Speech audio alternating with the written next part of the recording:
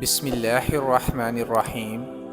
محترم ناظرین، السلام علیکم۔ ناظرین، سورۃ بقرہ آیت نمبر 155 کے آخر میں اللہ تعالیٰ فرماتے ہیں، اور جو لوگ صبر سے کام لیں ان کو خوشخبری سنا دو۔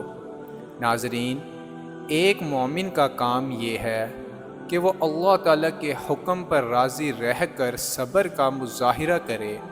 واضح رہے کہ صبر کا مطلب یہ نہیں ہے کہ انسان کسی تکلیف یا صدمے پر روئے نہیں۔ صدمے کی بات پر رنج کرنا انسان کی فطرت میں داخل ہے، اس لیے شریعت نے اس پر کوئی پابندی نہیں لگائی۔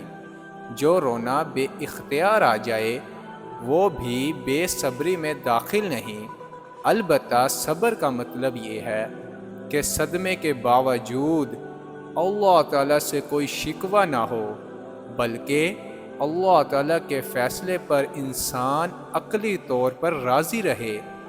اس کی مثال ایسی ہے جیسے کوئی ڈاکٹر آپریشن کرے تو انسان کو تکلیف تو ہوتی ہے، اور بعض اوقات اس تکلیف کی وجہ سے انسان بے ساختہ چلا بھی اٹھتا ہے، لیکن اسے ڈاکٹر سے شکایت نہیں ہوتی، کیونکہ اسے یقین ہے کہ وہ جو کچھ کر رہا ہے اس کی ہمدردی میں اس کی مصلحت کی خاطر کر رہا ہے۔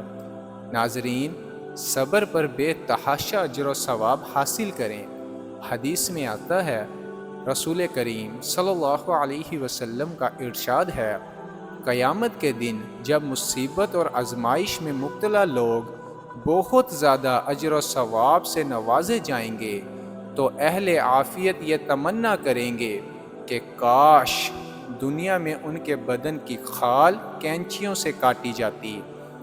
ناظرین، اہل عافیت سے مراد وہ لوگ ہیں جو دنیا میں مصیبت اور بلاؤں سے محفوظ رہے، ان کی زندگی بڑے عیش و عشرت میں گزری۔ یہ لوگ قیامت کے دن آرزو کریں گے کہ کاش ہم بھی دنیا میں مصیبتوں اور آزمائشوں میں رہتے، تاکہ جس طرح مصیبت میں مبتلا لوگ آج اتنے زیادہ اجر و ثواب سے نوازے جا رہے ہیں، اسی طرح ہمیں بھی بہت زیادہ ثواب ملتا۔